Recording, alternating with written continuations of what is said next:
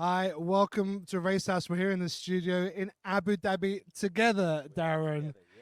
With me here sitting with Darren Reeves Me and and Joe Lee. He'd not introduced himself. Anyway, doesn't matter. it's a different intro. We don't care. We're having fun. We're having so much fun here in Abu Dhabi. This is like my second home race. It's becoming my home race actually because I live here in Dubai most of the year and obviously I'm British, so I get Silverstone too. But Abu Dhabi was the first ever Grand Prix I ever went to in 2015, and it was an incredible race. The Who played the after party concert, and that's when I really fell in love with Formula One again. It's your first time to Abu Dhabi. In contrast to your expertise of Abu Dhabi, this is my first time. So arriving today, I landed from London this morning, went to Joe's place in Dubai, and then we've headed up the coast here to Abu Dhabi, to Yas Marina. And I have to say, driving in, all done, buddy, thank you. We've just had dinner. We did it. The service here is incredible. So, Bit too vocal. Anyway, we drove in seeing the hotel that lights up, the W Hotel. What was the hotel called before, Joe? It was the Viceroy Hotel, and then it became the W. And it's amazing because, as you'll probably see, there's a bridge, a walkway that goes over the track. So the track actually goes through the hotel, which is incredible. And they sell packages there. You can get packages from F1 Experiences to go there and actually see the cars go underneath you. It's incredible. Oh, well, we were really lucky today, Joe, weren't we? Because Super lucky. we're here working at the track and doing our podcast and so on, and we're right by that hotel, and we got to drive around it, and we got to see the safety car go round. We're very lucky. We're on a super yacht, which is right in front of the bridge of the W over the track. And we saw the safety car absolutely gunning around it today. We've been walking around the yachts. We've been around the Paddock Club. We've been down the pit lane. We've been in the stands. We've been everywhere. So it's such a nice build up on the Thursday. The energy is already starting to build up. I can't believe how many people. It was crazy. Races on Thursday. Yeah. First time I noticed it was Silverstone 2022. When we were doing Paddock Club, and there was just this constant stream of people, like an ants trail, just across the track, down through the pit lane. And today, again, so many people, and I'm sure this is because of Drive to Survive. I'm certain of it. You think so? I do. I think it just catapulted it worldwide. To add it's a 4-day event, Joe. It's huge. And I went to buy Silverstone tickets the other day, and for the first time next year, Thursday used to be free for those who bought a 3-day ticket. Well, now it's a 4-day ticket, and you're paying for Thursday. Yeah. And spending so much money. We were in the fan zone earlier, walking around, and we were seeing the amazing activations from Mercedes and Aston Martin and all the different activations they had. But that is now also a 2-day weekend fan zone ticket, so you can't even get into the stands. That's just to be in the fan zone, and then you get access to the concerts. And this year, Darren, the concerts are Tiesto, Shania Twain on Saturday night, and the Foo Fighters on Sunday night. It's huge. It's one of the biggest races, and this is coming off the back of Las Vegas, which was a colossally huge race. For me, Las Vegas was just a spectacle on spectacles, the home of entertainment with the biggest sport on the planet clashing together, and I can't believe only like 3 or 4 days later, everybody's here. We've been chatting to some of the sound guys up at F1 comms, and they're a mess. They're just they don't mind us saying that. Yeah. One of the guys we chatted to, I mean, he's come straight from Vegas. They don't know what time it is. I mean, they really don't. And you've got to build this whole circus again. The tent's got to go back up, and already it's taken shape. They're going to be working into the early hours of the evening and tonight to make it happen because it all opens tomorrow for practice. And the drivers, how must the drivers be feeling with this jet lag? Well, I know how I'm feeling a little bit, because for me, I didn't sleep I did. I slept on the plane, but come here, so I'm feeling a little bit tired now. How they must be feeling, it's one thing flying from Las Vegas to Abu Dhabi, which is a 12-hour difference, but they were doing a night race, so their body clocks were already shifted further back. So I think to them, it feels like an 18-hour shift. And had they been going across the date line, maybe to Melbourne or something, it wouldn't have been so bad. It would have been a 6-hour the other way. But it's literally 18-hour. It's like the other side of the world. They have got to be on absolute top form to drive these cars around this circuit. And I don't know how they do it. They are superhuman, They are. and they really look after themselves and each other and so on. It's got to be a colossal effort this weekend. It is. We're going to see what's happening tomorrow in practice. I mean, I don't know if they're going to take it easy or not. There's still some battles to be had. Max has obviously won the championship. We know that. Checo, I think he's won second. That's in the bag. And Lewis has got third. So it's this battle for fourth, isn't it? With Sainz, Lando, Alonso, and Leclerc. That's right. Yes. So Alonso and Sainz are on 200 points. Lando is 5 points behind them, and I think Leclerc is 12 points behind them. Right. Really, really close. Yeah. And as we've said on a previous podcast, I can't believe we're talking about who's going to come fourth in the championship. We're clinging on to this. Yeah. These are great, great drivers we're talking about who could be potential world champions. Yeah, I mean, you got the GOAT in there, Alonso. Lando's had a great season. Hopefully, he's recovered from the crash that he had in Vegas, which was really disappointing. Hopefully, he's recovered okay from that. I think he will. Zach Brown at the time said that it was obviously a big shunt, and he's shocked, and he went to hospital. But we've had no other reports, so looks like he'll be okay. He came out. I think he's okay. And Charles, I think he'd be wanting to try and get some more points. I mean, he could have won that race. There was a slip up at the start, and say a slip up or elbow out, you could say. For sure. Yeah. It was an elbow out. Yeah. Still controversy about whether this 5-second penalty that Verstappen got is enough of a penalty. I don't think it was enough. I don't think it was enough either. And I think we're going to see more of that maybe over the winter and looking at when new rules are announced for next season. I think we might see something there. We might see some new rules. We've got to see how it's going to happen in practice. And obviously quali as well. These drivers have to get up to speed very quickly. I don't know if they were really out and about today. Today is media day, traditionally. So I think they must have gone straight from Vegas. I mean, they're probably so tempted to go and party. I don't know if they did or not. Maybe Danny Rick did. But they had to get over here and get into mode.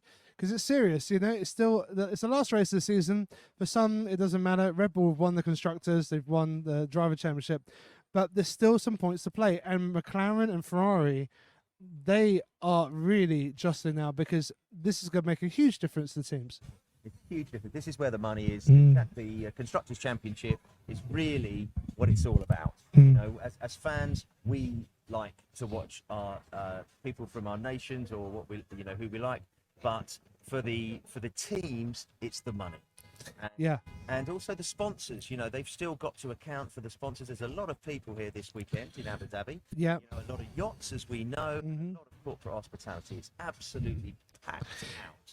So, but McLaren have just had such a wonderful second half of the season. I'd love to see them get as high as possible because they've done it in half a season, really. Whereas Ferrari and Mercedes, they've had the whole season where they've been consistently average. Yeah, consistently average. Yeah, and it doesn't help because you have all these new rules as well that you have to keep an eye on as well at the same time. You're trying to race, and then you got the FIA going on, and in fact, the FIA have actually, Formula One, they're trying in a new process actually at the end of FP1. And it's going to trigger when there's a low grip message displayed by race control. It's never been done before. And the software is going to then ensure that the FIA standard red rain lights come on at the same time on each car. So there's going to be a new special software. It's developed by the governing body. And previously, I think the drivers had to manually switch their rain lights on. So there's a risk that they forget, because they're in racing conditions, which is crazy. So now they're going to be automatically put on if there's low grip.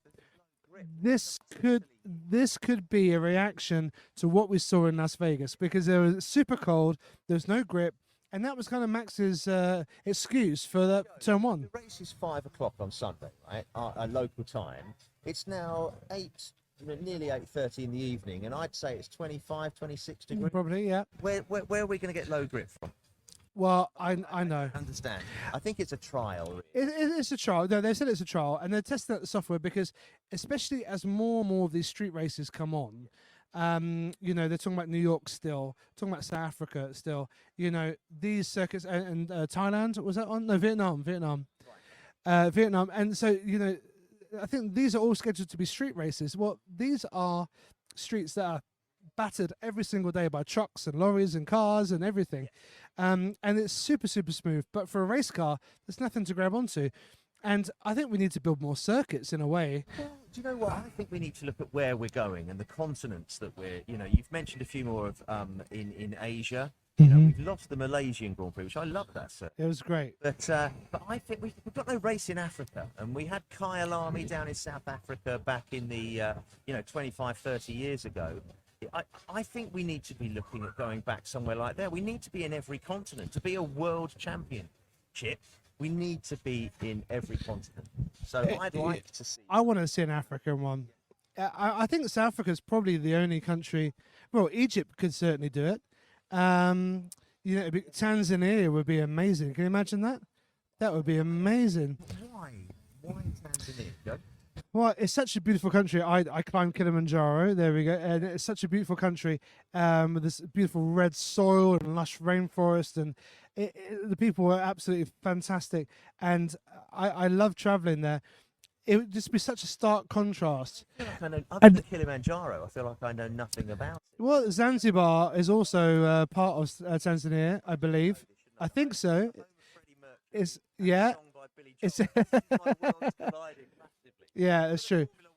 We've absolutely gone, Patrick. So no, I mean, like, even Zanzibar. I mean, like, you could do an F1 race anywhere, really. I mean, there are so many, and there are a lot of defunct circuits.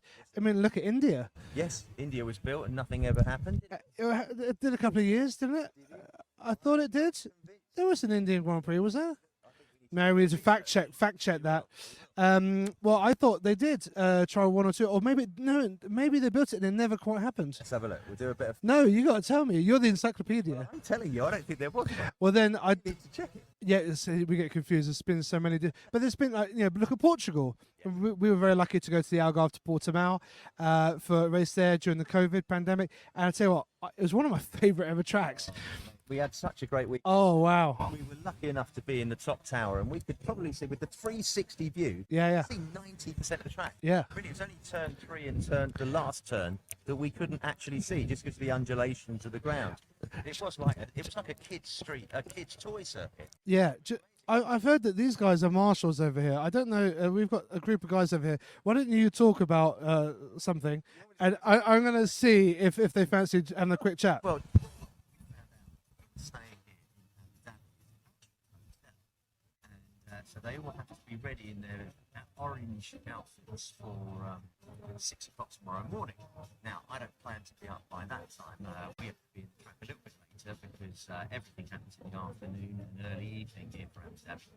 So, and I've got to be on top form to be able to sing, so on. So, but coming here to Abu Dhabi and seeing these amazing developments really in Dubai and Abu Dhabi, and driving up the coast, it's been a wonderful experience for me, and all the F1 drivers get to travel all around the world and see this. But to do it as a fan is quite an honour, really. And it looks like we have actually got a marshal that we're going to talk to that Joe was convinced. I think it's just paying his bill at the moment.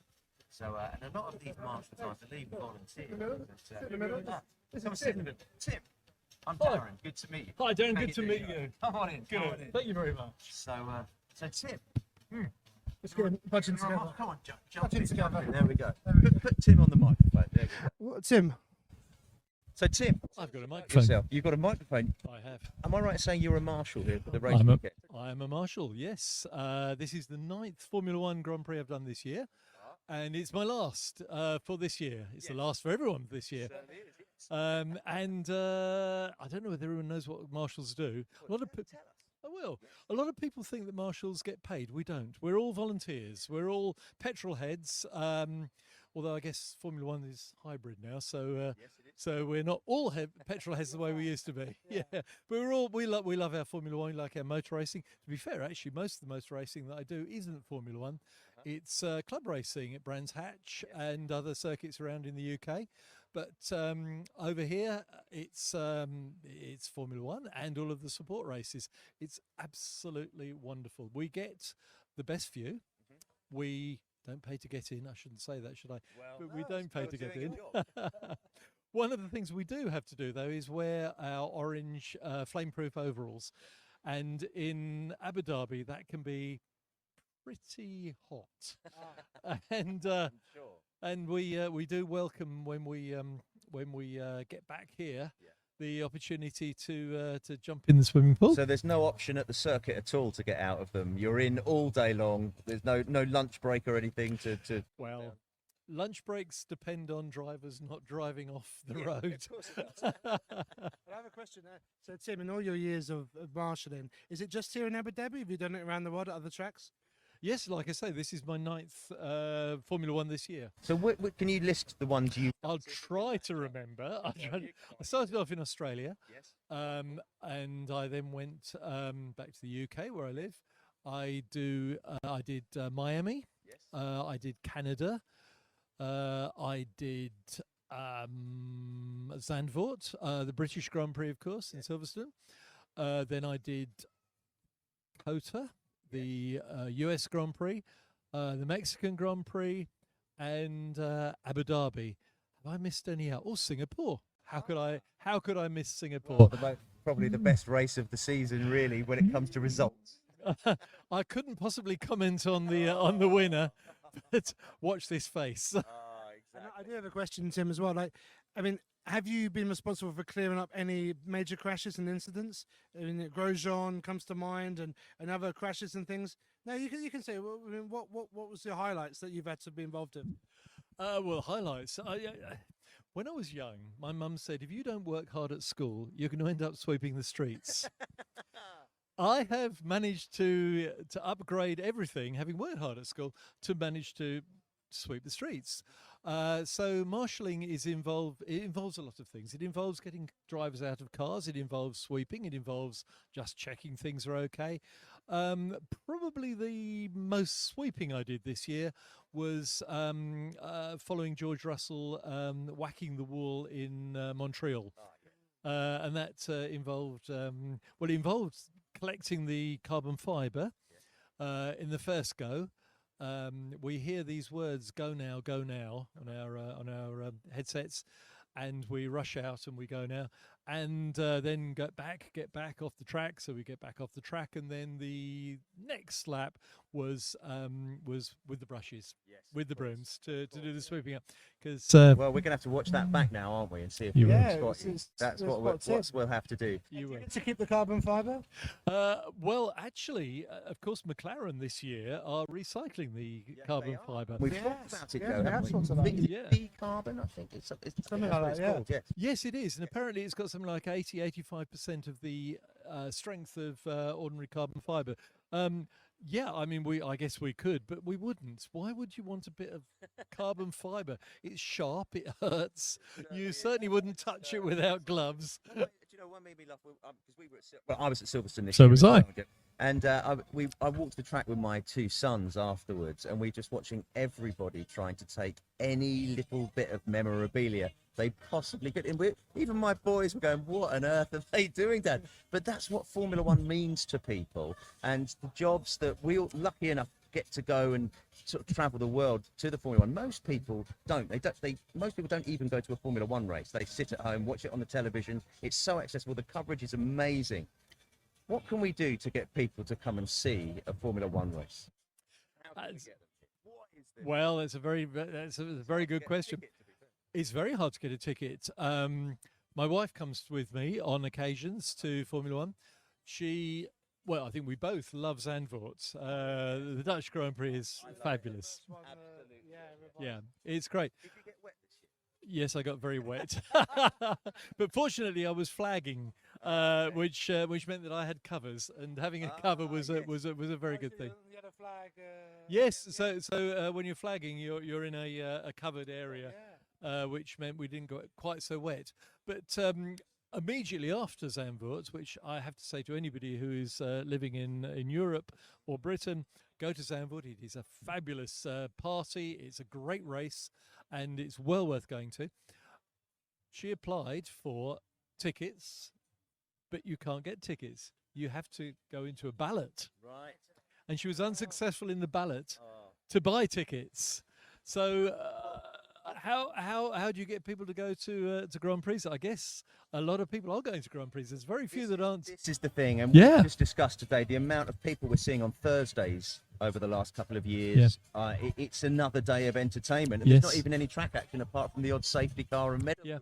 Unless you go to Australia, of course. And Australia has got 4 days. And yes, I've done Australia a few times. Yeah, they've got their supercars. What do they call them? Well, they start off as Holdens and Fords, Holden Commodores and Ford Falcons. But there's now fabulous cars, and it's great. Really, really good. I think we're going to start seeing more action on Thursdays. Go on, Joe. So Tim, what are we expecting from this Abu Dhabi weekend? Are you expecting the drivers to just kind of lay back and go through the motions, or are you expecting some battles, certainly for 4th place? Well, I think there's several drivers, and I could name them, but I'm sure everyone can think of them themselves, who have got a point to make and will be looking to improve their CVs and improve their chances, if not next year, certainly the year after, of promotion and getting an opportunity to get that seat in the team that they would like. I think they're all secured now, aren't they, for 2024? It does look that way. I think Brazil probably helped a lot of that. Yes, definitely. Yeah. No worries. Not at all. Talked to you all night, Tim, about it, the stories and so on. A friend of mine was a marshal actually down in Melbourne as well this year. Right. And he got to push George Russell back into the pit lane. So there's something about marshals who I get to meet. George Russell. Yeah. Well, I would love to talk all night, but what you don't know about marshals, or maybe you do, is that we have to be up for tomorrow morning for 3:30. What? 3:30? 3:30. Wow. And it's a long day. We'll finish about 7 o'clock and we'll be back here. So we spend a lot of time on the track and we spend a lot of the time asleep. Well, you need to get some sleep. I do. It's been a total joy Tim, to talk to you. do you have a shout out to anyone on the podcast? Look, to everybody who's a Formula One fan, everyone's a motor racing fan. Great, enjoy it, and think about becoming a marshal. It's voluntary. It's a great way of seeing the racing. There's another one. It's also a great way to meet friends, new people, and enjoy something that you perhaps didn't realize you could become part of. Instead of being a spectator, you are part of it. Do you have to be part of anything to do with Motorsport UK? How do you get involved? Yeah. How do you get into it? Connection.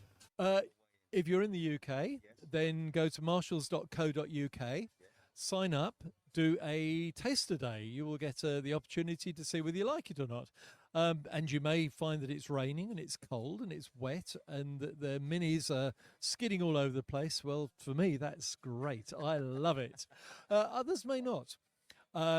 If you do like it, then sign up to become a marshal, Motorsport UK, and there is a pathway through, and you will get support, you will get training, you will get so much. Enjoy it. That's great. Well, hopefully we've convinced a few people. So it's lovely to meet you, Tim. Likewise. Thank you so much. Not a problem. Enjoy the race. Grab that off you. Thank you. There we go. And nice to meet you. Likewise. Take care. See ya. How amazing was that? You know, you don't know who you're going to speak to. We've had a bit of a day. Wow. That is amazing. Make you feel like you know nothing. He knew so much. But also, these are the guys that we see on the track in the orange overalls. When there's a crash, when there's something, they run out, they risk their lives to go and clean up. And Tim and his friends and everyone here, we're in the Marshall Hotel, which is crazy. So many marshals here.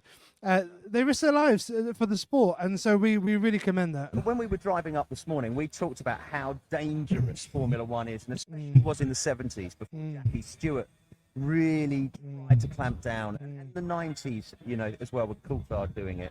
But these guys, you know, you can watch video footage with marshals, you know, just dodging cars. Oh yeah. It's just awful. Yeah. So these guys are absolute superheroes, just drivers. They really are. Well, we thank you so much to Marshall. And do, if you want to be a marshal, join up. I said Tim says you can find it out. Just put in marshals.co.uk, do a test today and get involved. And that might be your way to go to your first Grand Prix. You know what? I think we might. There we go. Now we know. Wow. Now we know. So, yeah, that's amazing. Well, what an amazing shout-out and a guest we've had today on Racehouse. Now, we're going to be here at the Abu Dhabi Grand Prix all weekend. If you are here, then please let us know. We'd love to say hi and have a chat. Maybe get you on the yacht. You never know. So put a comment in the comments box there, and we'll try and see you. And I can't also believe this is the last race of the season, Darren. It is the last race of the season. We started this podcast as a bit of a, well, let's give it a go. And it's gone all over the world. We've got people in the States, in the UK, in Europe, in Australia, New Zealand, all over the world. And we just want to say thank you so much for listening to us and for subscribing and for getting involved. Racehouse is going to be bigger and better next year. And you guys were the guinea pigs. So thank you so much for giving us your time. We really appreciate it. And we can't do it without them. So we want to hear. Yeah. We want to hear questions or good things, or even if you want to come and talk to us and talk about your Formula One experiences, either as a fan or a marshal or something else. You might have been the pit crew. We'd love to hear from you, wouldn't we, Joe? Because it's about learning more. I learned more just sat here this evening. Yeah. And, you know, 3 weeks ago, I didn't even know if I was going to be here. So let's make the most of every single thing. Finally, predictions Well, for the race. to be honest, I think Max is...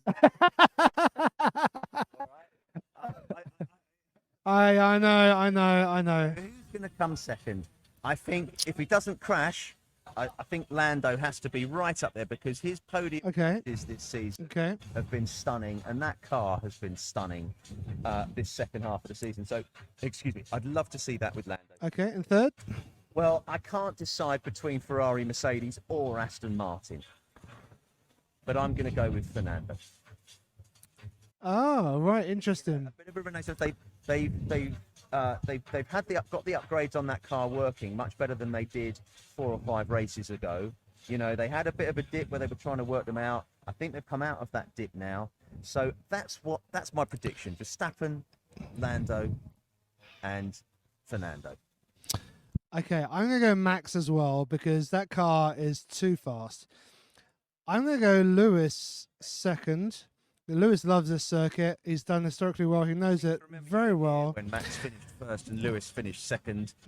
Yeah, sure. 2021, I was at the race up in the Paddock Club, and it was shocker. Lewis revenge. But I think I put him at P2. Max's car is too fast. And P3, I'm going to put Charles Leclerc. I think he's got a lot of momentum. He's got a bit of a bone to pick with Max on that one. So I think he's going to be well up there. He's got the grit and he wants to really finish on a high. But when they are going that fast, anything can happen. There could be some crashes. We could see signs up there, Lando up there. Who knows? It's going to be a really exciting race. Thank you for joining us.